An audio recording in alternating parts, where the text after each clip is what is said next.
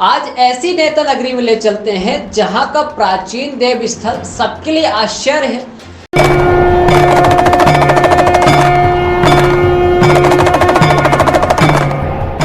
भगवान भोलेनाथ की नगरी है जहां हजारों भक्त आते हैं और कहते हैं कि इसका निर्माण एक रात्रि में तालाब सहित हुआ था, जो कि लोगों के लिए आश्चर्य का विषय है और आस्था का केंद्र है। उतना ही आश्चर्य है यहाँ की विधानसभा सीट पर जीत हासिल करना। किसी आश्चर्य से कम नहीं लगता। भगवान शिव के नगरी में नेताओं के टिकट के दावे कई हैं, पर प्रत्याशियों की जय तय सीमा में ही होती है। यहाँ वर्तमान में सत्ताधारी पार्टी के वर्तमान विधायक जो कि विधानसभा अध्यक्ष है, वो खुद दावेदार के रूप में है, तो वहीं एक युवा नेता का विवेक भी विधानसभा के टिकट की तरफ है। इस विधानसभा सीट में जीत हार की सीमा तय करती है। यहाँ की एक महिला प्रत्याशी है और कांग्रेस से प्रबल दावेदारी भी। वहीं इनके पति भी भोलेनाथ की जय करते चुनाव के मैदान में वीरता दिखाना चाहते हैं और समीकरण पक्ष में आ सकता है।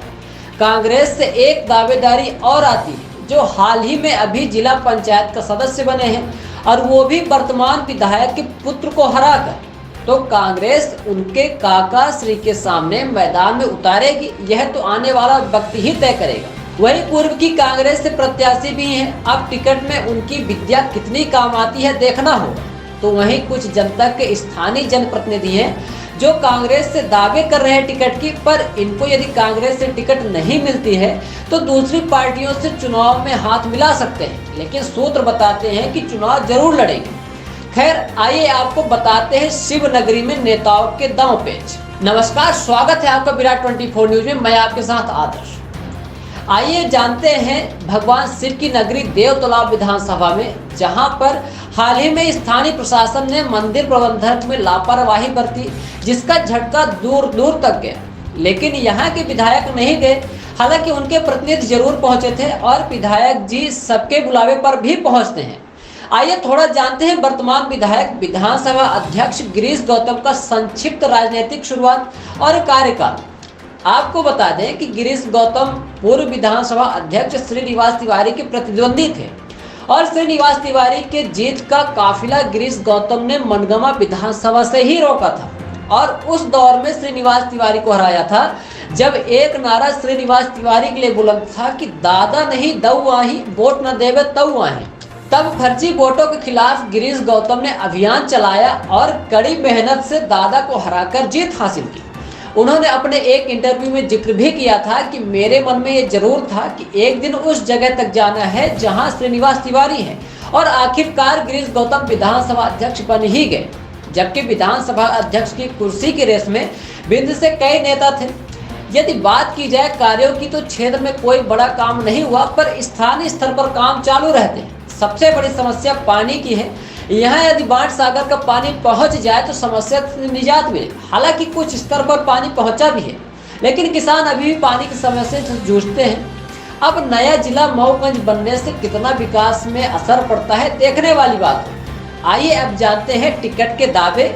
जहां एक तरफ खुद विधानसभा अध्यक्ष गिरीश गौतम है जो प्रबल दावेदार है, लेकिन उनके जीत का अंतर 1200 वोट में ही रहता है। यदि गिरीश गौतम का पहला चुनाव छोड़ दिया जाए तो जीत का अंतर हार के करीब ही रहता है, जिसका जिक्र एक बार खुद किया था। अब टिकट में पार्टी थोड़ा अड़चन डाल सकती है, क्योंकि यदि ये टिकट पाते हैं और सरकार बनने पर पुनः अध्यक्ष पद की दावेदारी करेगी, जिससे पार्टी के सीनियर नेताओं में असंतोष के साथ फूट पड़ सकती है। और गिरीश गौतम तो ये चाहेंगे ही कि श्रीनिवास तिवारी 2 बार विधानसभा अध्यक्ष बने थे, तो मैं भी क्यों चूकूं, और फिर अध्यक्ष बनने के बाद विधायकों की लाइन में बैठना भी अच्छा महसूस नहीं करेंगे। खैर, ये बात आने वाले वक्त में ही तय होगी कि किसकी सरकार बनती है और कौन अध्यक्ष बनता है। गिरीश गौतम का पुत्र मोह भी कभी कभी इनके हार का कारण भी बन सकता है, क्योंकि उनके पुत्र राहुल गौतम अपने पिताश्री के लिए ही मुश्किलें खड़ी कर देते हैं, चाहे वह ऑडियो वायरल होना हो या फिर हूटर बजाना हो। खैर, जिसके पिताश्री विधानसभा अध्यक्ष हो और बेटा इतना भी ना उड़े तो क्या मतलब। लेकिन यही वजह हार की भी बन सकती है, क्योंकि आम जनमानस ऐसा रवैया पसंद नहीं करती है। अब पुत्र मोह तो इतना था कि अपने सगे भतीजे के खिलाफ विधानसभा अध्यक्ष होते हुए भी पुत्र राहुल गौतम का प्रचार किया। हुआ क्या आप सब जानते ही हैं। लेकिन गिरीश गौतम बीजेपी से जिताऊ दावेदार है और इनकी प्रबल दावेदारी भी है टिकट के लिए। तो वहीं एक युवा नेता भी है जो बीजेपी से अपना विवेक पूरा विधानसभा चुनाव में लगा दिए हैं और जनसंपर्क में जुटे हुए हैं। वे हैं विवेक गौतम, जो युवा दावेदार है। तो वहीं कांग्रेस की बात की जाए तो जीत की सीमा तक पहुंचाने वालों में से एक प्रत्याशी है जो पूर्व में बीएसपी प्रत्याशी के रूप में गिरीश गौतम को कड़ी टक्कर दी थी। वही अब कांग्रेस का दामन थाम ली है। हम बात कर रहे हैं सीमा जयवीर सिंह, जिनकी कांग्रेस पार्टी से प्रबल दावेदारी है। यदि कांग्रेस महिलाओं को अवसर देती है तो फिर गिरीश गौतम और सीमा सिंह के बीच पुनः कड़ी टक्कर देखने को मिल सकती है। और यदि सीमा सिंह टिकट नहीं पाती है तो उनके पति जयवीर सिंह भी लाइन में हैं। और कांग्रेस से दो प्रत्याशी ऐसे हैं, दो प्रत्याशी कहें या एक, क्योंकि दोनों पति पत्नी हैं, जो कि जीत की सीमा तक कांग्रेस को पहुंचा सकते हैं। तो वहीं पूर्व की कांग्रेस से प्रत्याशी विद्यावती पटेल भी हैं, जो पिछली बार तीसरे नंबर पर थी, जो कि इसके पहले बीएसपी से चुनाव लड़ती थी और दूसरे नंबर पर थी, लेकिन कांग्रेस उनकी प्रबल दावेदारी, जो कि पिछला विधानसभा चुनाव कांग्रेस से लड़ी थी। अब यदि कांग्रेस इनको टिकट नहीं देती है तो बीएसपी में घर वापसी कर सकती हैं, क्योंकि विद्यावती पटेल पहले बीएसपी में थी, फिर कांग्रेस से चुनाव लड़ी। तो वहीं पूर्व बीएसपी प्रत्याशी सीमा जयवीर सिंह भी अब कांग्रेस में है, जो कि टिकट की दावेदारी कर रहे हैं। ऐसे में विद्यावती पटेल फिर से बीएसपी में जा सकती हैं और यदि कांग्रेस विद्यावती पटेल को टिकट देती है तो सीमा जयवीर सिंह बीएसपी में भी जा सकते हैं। कुल मिलाकर बड़ी हेरा फेरी है कांग्रेस और बीएसपी में टिकट को लेकर। जन चर्चा यह भी है कि अब चुनाव में दिलचस्पी तब आ सकती है यदि कांग्रेस पद्मेश गौतम को टिकट देती है, क्योंकि पूर्व में भी पद्मेश गौतम अपने काका श्री गिरीश गौतम को जिला पंचायत की चुनाव में पटखनी दी थी और भाई राहुल गौतम को हराया था। ऐसे में कांग्रेस पारिवारिक फूट का फायदा लेकर जीत का मजा पद्मेश गौतम को टिकट देकर ले सकती है। अब टिकट मिलती है या नहीं यह तो आने वाला वक्त ही बताएगा, लेकिन दावेदारी प्रबल है क्योंकि युवा चेहरे भी हैं और हाल ही में जिला पंचायत सदस्य के चुनाव में आपने परिणाम देखा ही है।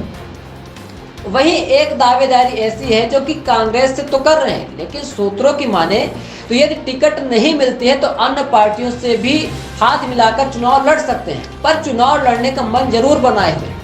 अगस्त क्रांति के संयोजक कुंज बिहारी तिवारी क्षेत्र में काफी एक्टिव हैं, लेकिन जनपद पंचायत को चुनाव हार गए थे। लेकिन उनकी पत्नी ममता कुंज बिहारी तिवारी नई गढ़ी जनपद पंचायत अध्यक्ष है। ऐसे में कुंज बिहारी तिवारी की दावेदारी है और चुनाव लड़ने का पूरा मन बनाए हुए हैं। कुल मिलाकर जहां गिरीश गौतम बीजेपी से जिताऊ प्रत्याशी के रूप में विकल्प है, तो विवेक गौतम का क्या होगा जब काका के सामने भतीजे पद्मेश गौतम को कांग्रेस से टिकट दी जाती है? क्या भाई राहुल गौतम की तरह काका गिरीश गौतम को हरा पाएंगे? पॉलिटिकल पंडितों की माने तो कड़ी टक्कर इस बार फिर गिरीश गौतम और सीमा जयवीर सिंह के बीच होगी।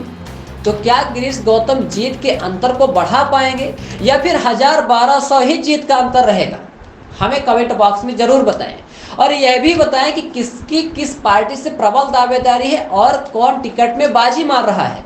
हम आपको ले चलेंगे अगली बार किसी अन्य विधानसभा क्षेत्र में।